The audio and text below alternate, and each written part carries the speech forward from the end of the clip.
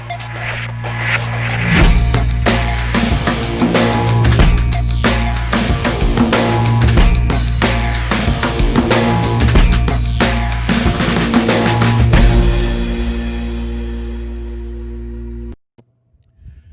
everybody, welcome to today's Daily Distinction. It is Wednesday, December the 9th, and I'm glad that you are here. Join me outside in Vegas. By the way, I always let you know what the weather is. It's 65 degrees in the backyard today. Hope you are doing great wherever you are in the world. Thanks for checking in live, or if you're watching on the replay, thank you for doing that as well. Hey, just a reminder too, that Distinction Radio is on 24/7. All you need to do is say to your device, Alexa, play Distinction Radio.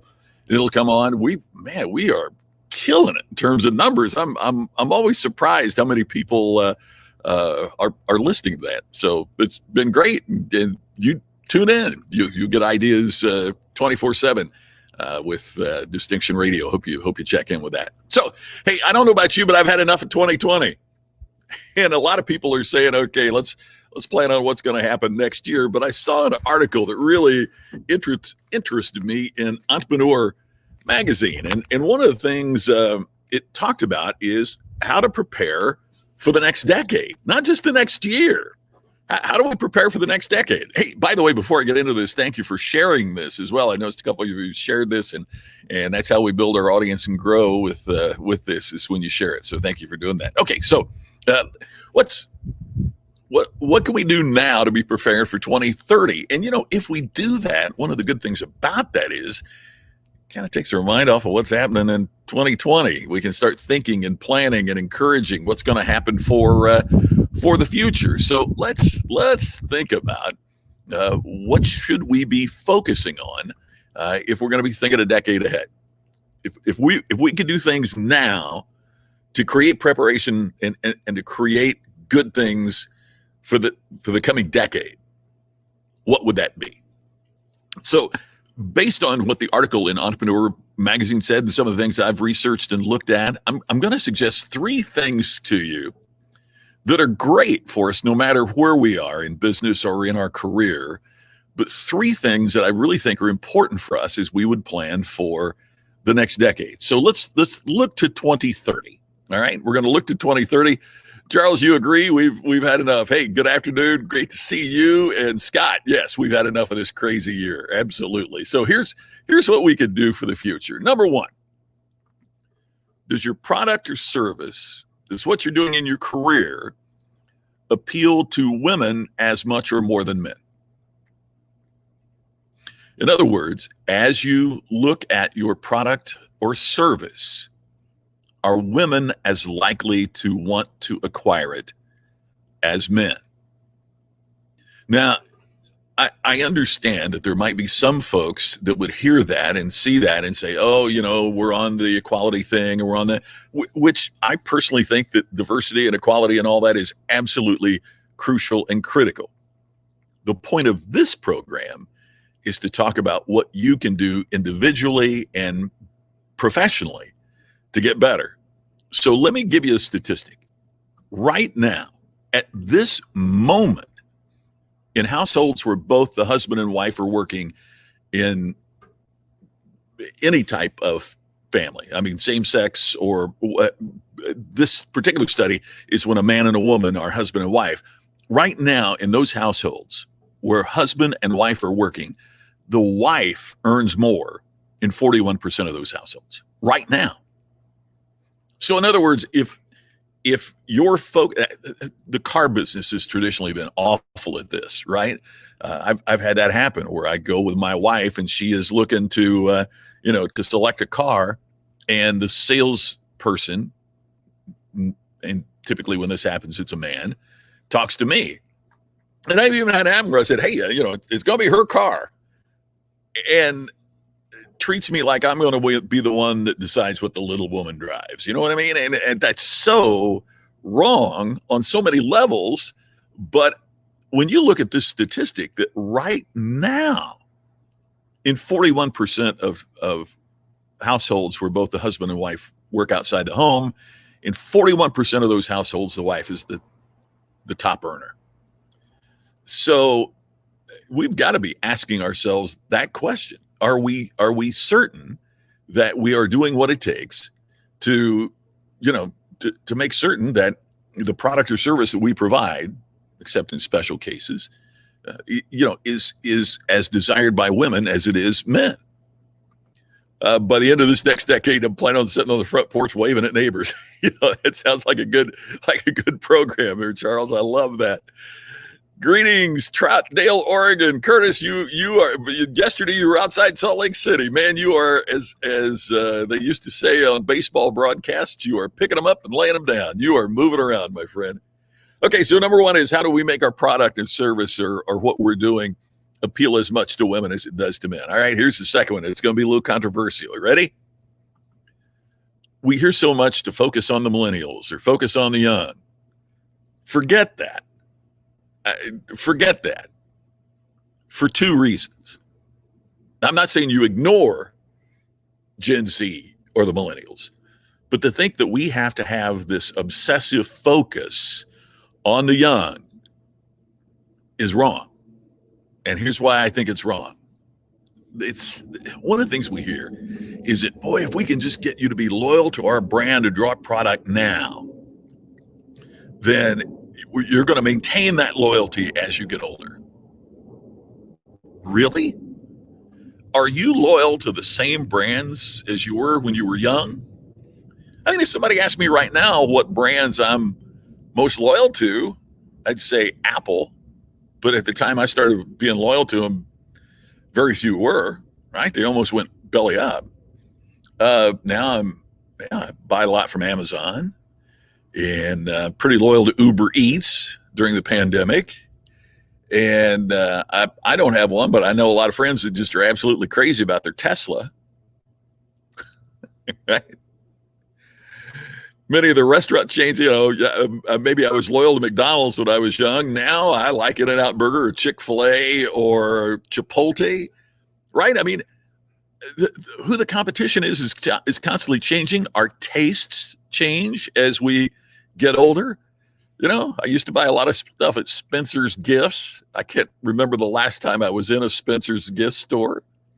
So I think it's just ridiculous when marketers tell us to focus on younger generations when they use this reasoning that they'll become loyal and they'll stick with you. Right?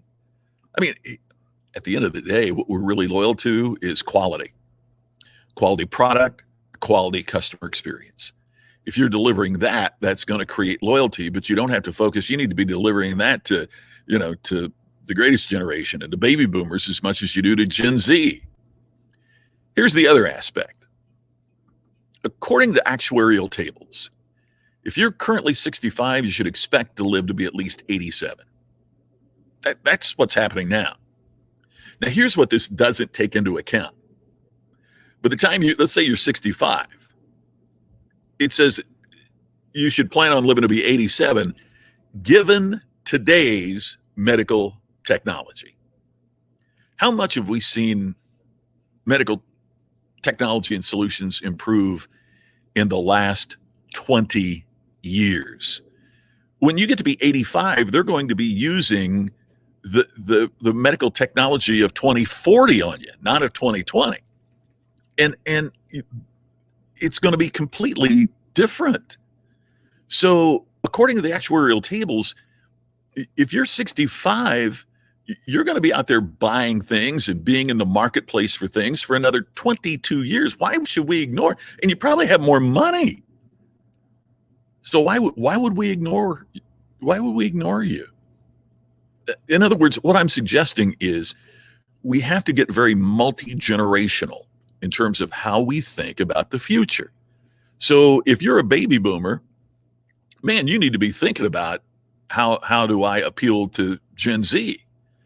But if you're a young entrepreneur, a Gen Z or a millennial, you not only need to think your own generations, you need to think about the older generations as well.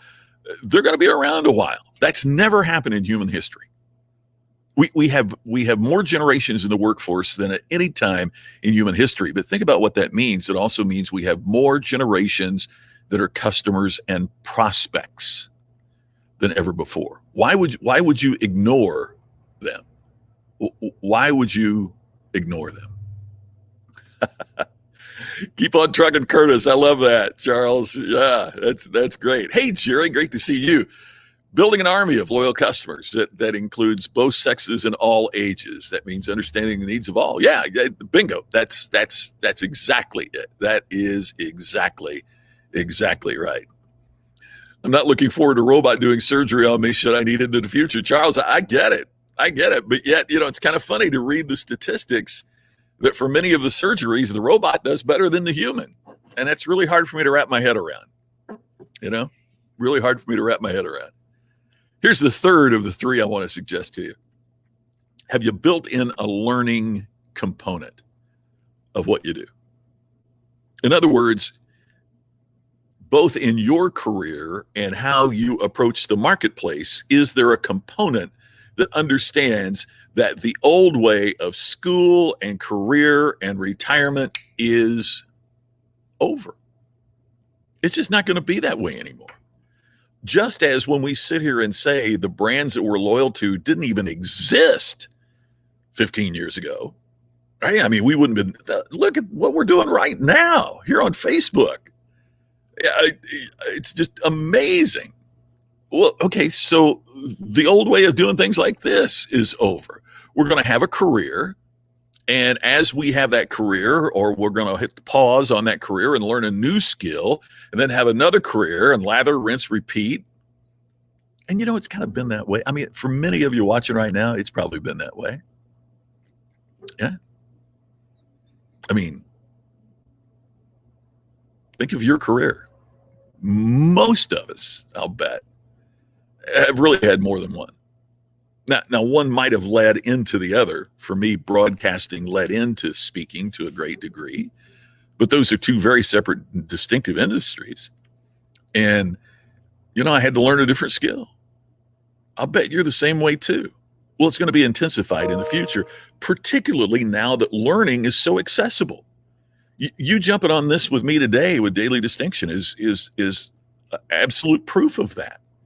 So we're going to have a career and we're going to learn new skill, and then it's going to enable us to do something different in a career, and we're going to continue that process. So as we look at these three, in other words, making certain that we appeal to both men and women, to make certain that we focus on all generations, not just one, and to make certain that we have a learning component both in our own lives and in the businesses that we create. Man, I'm here to tell you, I think 2030 and beyond, and hopefully even 2020 to 2030 is going to be really, really exciting. It's been your way, Charles. I know that. That's part of the reason I respect and admire you so much, is that you have been that's one of the things in your live streams. I know that you become a better teacher when you are a committed learner, and that is something that you are. And here's the amazing thing. Jim Rohn talked about this so much many years ago. He said greatest thinking in the world has been recorded in books, and they keep those books in libraries. And how much does it cost to get a library card? It's free.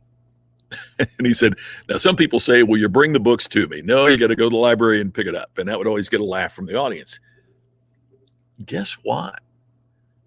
We don't even have to go to the library anymore. We open up our laptop. We sit at our desktop. Heck, we pull out our tablet or our phone. There's a book that Larry Winget and Mark Sanborn recommended to me. Joe Calloway, I think, is reading it now. And Randy Pennington, I don't know if he's, but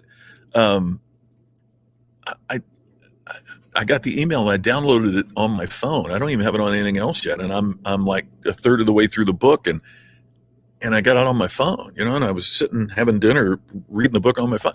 I mean, the greatest books, the greatest thinking, training courses. I'm doing a training course now, and I've watched a few of the segments on my laptop and a few on my iPad, and I've watched 3 of them on my phone. right? I mean, I even have it laying there as I'm getting the dog food ready in the morning to feed the dogs. It's never been easier to learn, but yet some folks won't take advantage of that. Hey, Kathy, great to see you. Interesting. Some experts say most people have 4 careers in a lifetime. That's why we have to keep learning, right? I mean, if we want our careers to keep getting better, if we want our careers to be interesting rather than something that we do out of desperation, all of that is because we continue to learn. So those are the 3 things I think are essential if we are going to make 2030 an exciting new decade. But it begins with what we do right now, even in this time of pandemic, this time of challenge, this time of change. What will you do to make certain that we appeal across the board to men and women alike? What will you do to make certain that we focus on all generations and all ages? And finally, what are you going to do to continue to learn and to build a component of learning to make learning accessible to your customers, even as you grow and achieve and learn? When we do those things, we are charting a fresh course to a pretty interesting future. Dare I say, a distinctive one. Hey, thanks everybody for watching. I'll catch up with you tomorrow at the same time on the next edition of Daily Distinction. Really appreciate you being here. I'll see you tomorrow.